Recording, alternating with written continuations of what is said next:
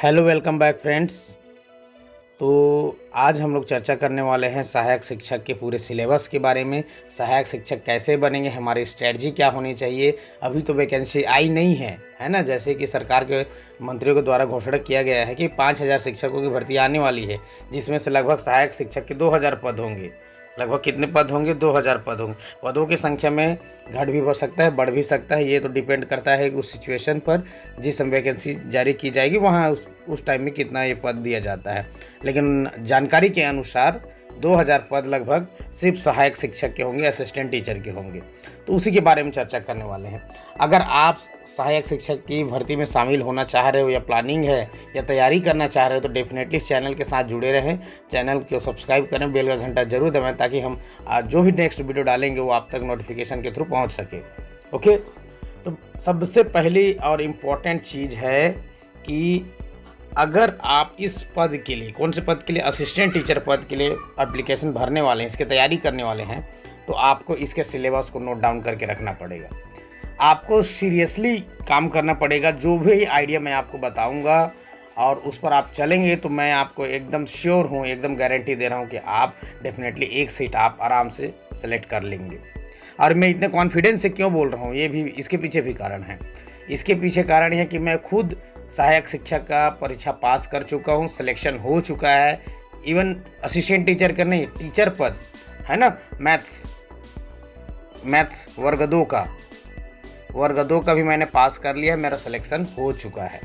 ठीक है, तो इसलिए मैं एकदम कॉन्फिडेंस से बोल पा रहा हूँ कि आप मैं जो बताऊँगा है ना, उसको आप बड़े ध्यान से सुने, समझें और उसको फॉलो करें। तो डेफिनेटली मैं ये श्योर हूँ कि आप अच्छा अंक लाएंगे और आपका सिलेक्शन हो ही जाएगा। ठीक है, जैसे मैंने आपको बताया सहायक शिक्षक के बारे में बात करेंगे। टीचर वर्ग 2 के बारे में थोड़ा नेक्स्ट वीडियो में बात करेंगे। तो सहायक शिक्षक में आपके 150 नंबर के टेस्ट होगा। पहले कितना नंबर का टेस्ट होगा? 150 मार्क्स होगा। और ये निगेटिव मार्किंग टेस्ट होता है, इस बात को आप ध्यान रख लो। कैसा मार्किंग होता है? निगेटिव मार्किंग होता है। जैसे आप अगर 4 सवाल सही कर रहे हैं, कितने सवाल सही कर रहे हैं? 4 सवाल अगर सही कर रहे हैं तो आपको 4 नंबर मिलेगा। लेकिन आप 5वें नंबर का सवाल गलत कर दिए, इसको क्या कर दिए? गलत कर दिए, तो इसके लिए 0.25 नंबर आपके 4 नंबर से माइनस कर दिया जाएगा।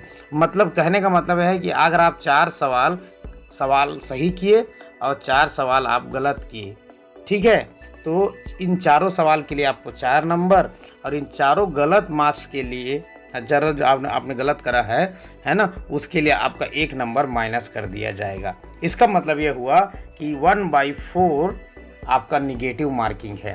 ठीक है, निगेटिव मार्किंग है, इस बात को आप ध्यान रखें। लेकिन मैं जो बताऊंगा ट्रिक, आइडिया, जो भी आप कह लीजिए, गाइडेंस कह लीजिए, जो भी है, उसको आप फॉलो करेंगे तो ये आपका पॉजिटिव मार्किंग में बदल सकता है ना। तो ठीक है, धीरे धीरे बातें करेंगे। सबसे पहली बात, ये आपको कॉन्सेप्ट क्लियर हो गया कि 150 नंबर का टेस्ट होगा, जिसमें से निगेटिव मार्किंग है, 1/4 निगेटिव मार्किंग है। अब देखिए, बाल विकास एवं शिक्षा शास्त्र जो होता है, जिसको पेडागोजी कहते हैं, उसके 30 नंबर का आपका क्वेश्चन आएगा।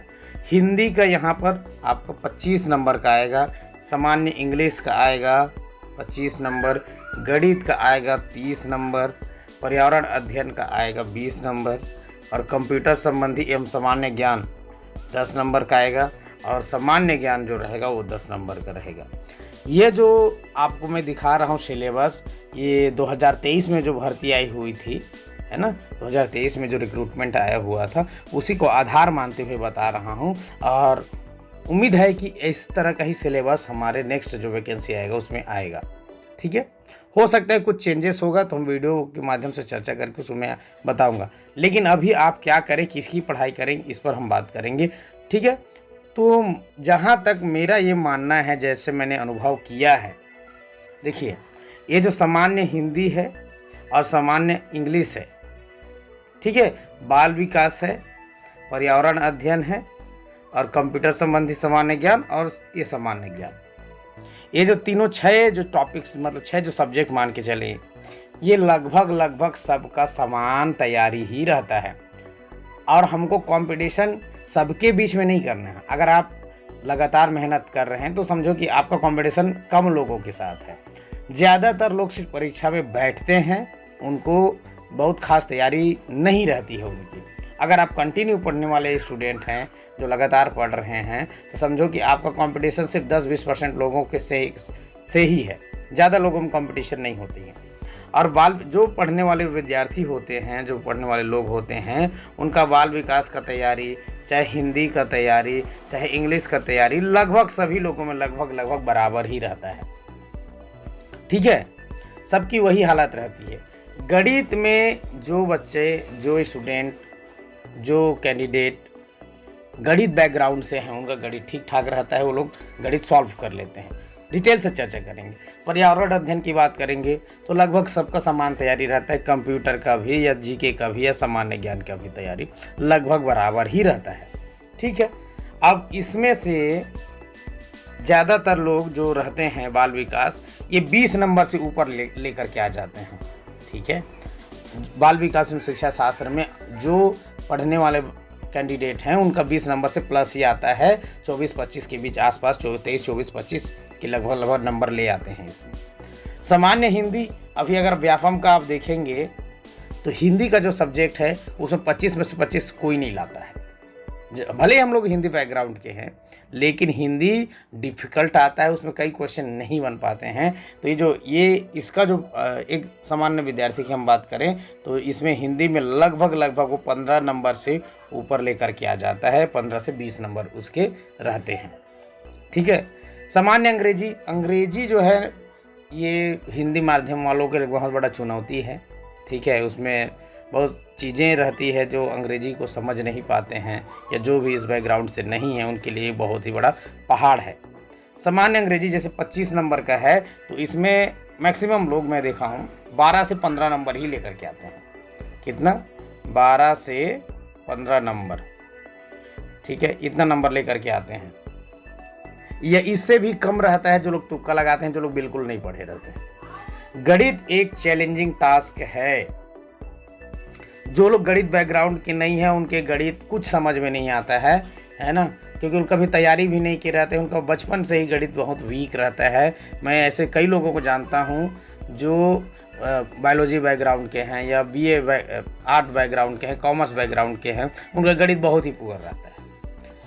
बेसिक चीज़ों को भी सॉल्व नहीं कर पाते हैं, क्योंकि व्यापम का जो क्वेश्चन आता है उसमें थोड़ा घुमा करके दे दिया रहता है। और जो लोग सॉल्व पहले से करते आ रहे हैं, मैथ बैकग्राउंड के हैं, उन लोग का भी पूरा 30 में से 30 नंबर नहीं आ पाता है। उनका भी ये जो जैसे बाल विकास की स्थिति है ना 20 से 25 नंबर के बीच का, वही नंबर लगभग गणित वालों का भी 20 से 25 नंबर लेकर के आते हैं। जो गणित बैकग्राउंड से हैं उनका 20 से 25 नंबर आता है, और जो गणित बैकग्राउंड से नहीं है उनका तो भाई 15 नंबर या उससे कम के स्थिति में रहते हैं। ठीक है, पर्यावरण अध्ययन सबका लगभग बराबर रंक रहता है ना, 11 से 15, 15-16, 12-13, 14, 15-16, यही नंबर इसी के बीच में आता है। इसका मतलब 12 से 16 के बीच में इनका नंबर रहता है। कंप्यूटर संबंधी सामान्य ज्ञान 10 नंबर का है तो इसका 5-6 या 7 नंबर तक लेकर के आते हैं।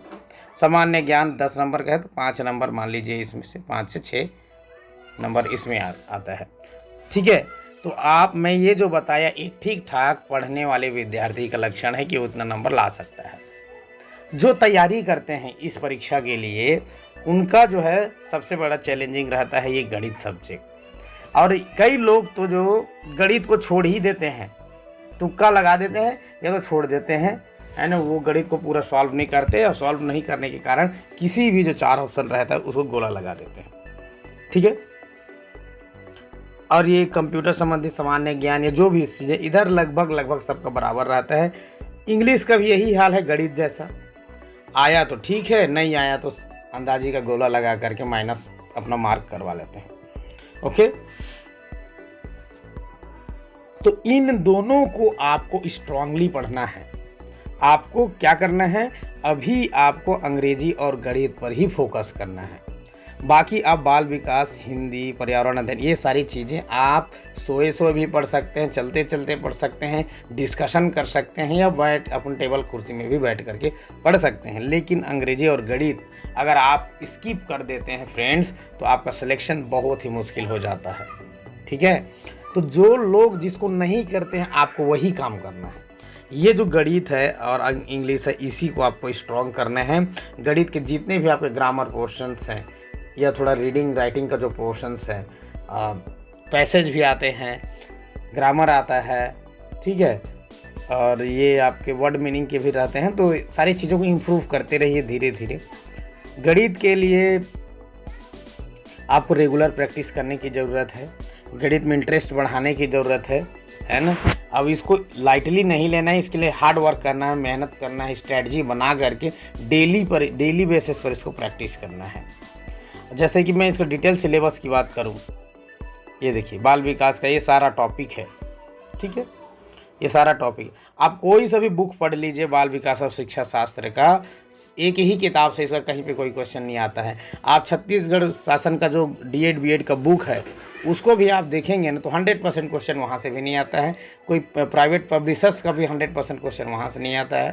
तो आपको मतलब 2-3 किताब इसकी ज़रूर पढ़ना चाहिए, बाल विकास और शिक्षा शास्त्र का, है ना। आप किसी भी पब्लिकेशन का ले लीजिए, लेकिन एक पब्लिकेशन से आपका काम नहीं चलने वाला, इस बात को भी ध्यान रखिएगा। कम से कम 2 पब्लिकेशन या 3 पब्लिकेशन की किताब जरूर पढ़नी चाहिए, चाहे वो कोई भी सब्जेक्ट हो। हिंदी के लिए तो आप देख सकते हैं ये वर्ण विचार, इसके लिए भी कम से कम 2 किताब बहुत ज़रूरी है, इससे विविधता आती है ना। और ज़्यादा आप पढ़ेंगे तो आपका नॉलेज लेवल भी उस टाइप का भी रहेगा। ये देखिए इंग्लिश के लिए भी वही है।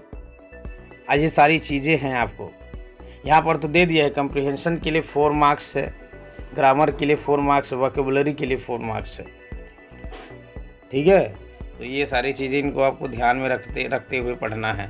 बाकी और भी दिया है, पेडागोजी एंड लैंग्वेज डेवलपमेंट का यहाँ पर दिया है ना, इसको आप स्किप नहीं कर सकते। ये अंग्रेजी हुआ और एक गणित हुआ, क्योंकि अंग्रेजी और गणित का अगर आप छोड़ देंगे, आप अच्छे से तैयारी नहीं करेंगे, यही चीज़ तो आपको नंबर को आगे बढ़ाएगा, ठीक है।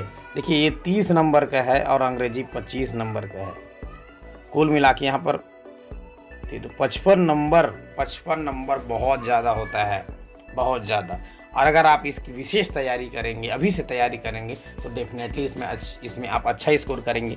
बाकी चीज़ों में करेंगे, लेकिन इसमें और अच्छा स्कोर करेंगे तो आप दूसरों से ज़्यादा नंबर लेकर के आएंगे और आपके सिलेक्शन के चांसेस बहुत ज़्यादा अच्छे से हो जाएगा। ओके, क्योंकि मैंने ऐसे ही किया था, ठीक है, मैंने ऐसे किया था। इन दोनों चीज़ों को स्ट्रांगली पढ़ा था, बाकी चीज़ें तो पढ़ता ही था, बट ये जो दोनों चीज़ें, इसको मैं इस विशेष यहाँ पर फोकस करके मैं इसको स्टडी करता था, नोट्स बनाता था और पढ़ता था, तो इसमें अच्छा नंबर लेकर के आए। गणित में मेरा 25 नंबर से ऊपर थे, है ना। तो ये चीज़ आप कर सकते हैं। और बहुत ज़्यादा इसमें गणित सॉल्व करने का 10th टाइप का मैथमेटिक्स नहीं है, छोटी छोटी चीज़ें हैं। और गणित का पेडागोजी भी है, यहाँ पर इकाई 3 में यहाँ पर देख पा रहे हैं। इतना टॉपिक्स को आपको बहुत अच्छे से पढ़ना है, ठीक है, बहुत अच्छे से पढ़ना है। ये देख पा रहे होंगे, ये पर्यावरण अध्ययन तो ठीक है, 2 पब्लिकेशन की किताब पढ़ेंगे उसके बारे में, ठीक है, जितना बन रहा है बनेगा।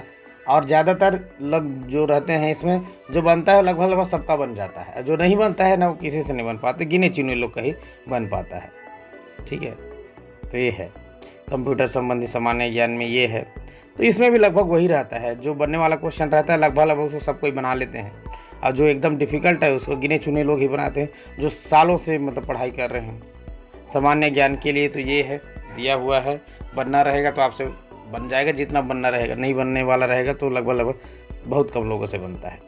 कहने का मेरा मतलब ओवरऑल मतलब ये है कि आप गणित और इंग्लिश में ज़रूर फोकस करें, इसको स्किप ना करें, इसको इग्नोर ना करें कि अरे नहीं हो पा रहा है वगैरह वगैरह, जो भी। इसको अभी से स्ट्रेटजी बना करके पूरा तैयारी करना है। जो भी गणित में संबंधित सवाल है या जो कॉन्सेप्ट है उसको अच्छे से समझना है, ताकि आप उस कॉन्सेप्ट को अगर अच्छे से समझे हैं तो तभी उस क्वेश्चन को आप सॉल्व कर पाएंगे। क्योंकि गणित कुछ क्वेश्चन ऐसे रहते हैं जो टाइम टेकिंग भी रहता है, लेकिन अगर उसको अच्छे से फार्मूला और मेथड और कॉन्सेप्ट क्लियर है तो आप जल्दी उसको सॉल्व कर लेंगे, ठीक है। तो इस बात को आप ध्यान रखेंगे। अब मैं एक बात और बताना चाह रहा था कि अगर आपने सभी विषय की ठीक ठाक तैयारी की है, कंप्लीट तैयारी तो कभी नहीं होगा, ठीक है। मैंने कहा कि आपने अगर ठीक ठाक तैयारी की है तो ये जो नेगेटिव मार्किंग आपका रहता है वो आपको मतलब नंबर दिलाने में भी ठीक ठाक आपका हेल्प कर सकता है। कैसे, देखिए, मान लीजिए कोई क्वेश्चन आया जिसमें 4 ऑप्शन है A, B, C और D, ठीक है, A, B, C, D। मान लीजिए पेडागोजी का है या फिर गणित का है या इंग्लिश का है, जो भी है। आप क्वेश्चन पढ़े, क्वेश्चन पढ़ने के बाद आपको कुछ समझ में आया होगा और उस टॉपिक से रिलेटेड आप कुछ ना कुछ ज़रूर जानते होंगे। नहीं जानते हैं, एकदम क्लियर नहीं जानते हैं, उस क्वेश्चन को भी पहली बार पढ़ रहे हैं, ऑप्शन भी कभी ना सुना है ना जाना है, तब ऐसी स्थिति में आपको क्वेश्चन स्किप कर देना है। लेकिन आप उस क्वेश्चन को बारे में पढ़े हैं और ऑप्शन के बारे में भी ठीक ठाक जानकारी है आपको, तो आप ये आइडेंटिफाई करो कि इस चारों ऑप्शन में से कौन सा ऑप्शन इस क्वेश्चन का आंसर नहीं हो सकता है। तो कम से कम 2 तो आप आइडेंटिफाई कर ही लोगे कि हाँ, ये A नंबर और ये जो D नंबर है ये इसका आंसर नहीं है। B और C में आपको कन्फ्यूजन हो सकता है कि अरे हाँ, इन दोनों में से कोई एक आंसर हो सकता है। ऐसी स्थिति में आप ज़रूर उस क्वेश्चन को अटेम्प्ट करें, ज़रूर किसी B और C में जो आपको लग रहा है उसको आप ज़रूर सर्कल कर दें, उसको ज़रूर अटेम्प्ट करें। लेकिन जिस क्वेश्चन में आप बिल्कुल भी नहीं जान रहे हैं, चाहे GK का हो, मैथ का हो, पेडागोजी का सेक्शन का हो, है ना, इन्वायरमेंट स्टडी का हो, जो भी हो, आप बिल्कुल नहीं जान रहे उस क्वेश्चन के बारे में, आपको ABC नहीं पता है, ऑप्शन के बारे में ABC नहीं पता है, तब आप ऐसे क्वेश्चन को स्किप करें तो ज़्यादा ही अच्छा रहेगा। लेकिन जिसके बारे में आप थोड़ा बहुत जान रहे हैं और ये भी आइडेंटिफाई कर ले रहे हैं कि इसमें से ये नहीं हो सकता है, तो कुछ चीज़ जो बच जाएगी इसमें से ये दोनों में से हो सकता है, ये तीनों में से हो सकता है, तो ऐसे क्वेश्चन को आप ज़रूर अटेम्प्ट करें। मान लीजिए कि अगर आप ऐसी 4-5 क्वेश्चन कर रहे हैं, तो हो सकता है जैसे मैंने एक 15वें नंबर का सवाल सॉल्व किया, 18वें का किया, 19 का किया, 75वें नंबर का सवाल किया, ठीक है जी। ऐसे सवाल हैं जिनके बारे में क्वेश्चन या ऑप्शन के बारे में मुझे ठीक ठाक जानकारी है, लेकिन श्योर नहीं हो पा रहा हूँ कि इसमें से कौन सा किसका ऑप्शन रहेगा। मान लीजिए मैंने इसको 15 नंबर का क्वेश्चन को सही कर दिया, ठीक है, तुक्का लगाया ये आइडेंटिफाई करके कि हाँ, ये 2 ऑप्शन में से कोई एक ऑप्शन रहेगा और वो सही हो सकता है। 18वें नंबर का मान लीजिए मैंने गेस करके किया, वो गलत हो गया। 19वें नंबर का फिर गलत हो गया। 75वें नंबर का सही हो गया, ठीक है। मैं उसी आइडिया को मैं आजमाते हुए मैं ये सर्कल किया, इसको अटेम्प्ट किया, ठीक है। तो अगर यहाँ पर 1 नंबर यहाँ का मिला, 1 नंबर यहाँ का, 2 नंबर मिल गए। अब 2 नंबर में से मैंने क्या कहा था कि 1/4 माइनस मार्किंग रहता है 2 नंबर में से, तो ये 18 और 19 नंबर का जो क्वेश्चन है ये 1/4 को प्लस कर देंगे तो आधा नंबर बनेगा। इसका मतलब यह है कि 2 माइनस कितना हो जाएगा, 0.5, मतलब आपको 1.5 नंबर मिल जाएगा। मेरा कहने का मतलब यही हो रहा है कि आप जिस क्वेश्चन के बारे में ये क्वेश्चन नहीं जान रहे तो ऑप्शन के बारे में आपको अच्छी तरह से पता है कि तो ऑप्शन से भी आप कई बार क्वेश्चन सॉल्व कर सकते हैं। तो ये सारी चीज़ें मैं आपको कब बताऊंगा, जब आपको मैं क्वेश्चन सॉल्व कराऊंगा पिछले 2019 का, 2023 का, ठीक है। तो इस बारे में और आपको क्लियर समझ में आएगा कि मैं ऐसा क्या चीज़ कह रहा हूँ, ठीक है। तो ये हमको कई बार हेल्प भी करता है ये आइडिया, और हमारे नंबर को 1, 2 नंबर, 3 नंबर जो भी है उसको बढ़ाता है। तो आप अभी मेरा ये कहना है कि आप इंग्लिश का और गणित का तैयारी अभी आप करते रहिए, ठीक है। अगर आप प्योरली इसी पर फोकस्ड हैं टीचर भर्ती पर, तो आप अभी से सभी सब्जेक्ट का, यहाँ पर 1 से लेकर 7 तक का है, आप 24 घंटा आप कुछ नहीं करते, केवल पढ़ाई कर रहे हैं, तो आप डेफिनेटली सातों जो आपका टॉपिक्स या सब्जेक्ट है उनको आप पढ़ाई करते रहिए, ठीक है। अगर आप गणित बैकग्राउंड से नहीं हैं तो भी आपको गणित सॉल्व करना है। मैं कोशिश करूँगा कि गणित का सभी टॉपिक का आपको वीडियो अच्छे से बना दूँ, समझा दूँ, ओके। कोई डाउट रहेगा तो मुझसे कमेंट बॉक्स में पूछेंगे, सॉल्व करने का प्रयास करूँगा, ओके।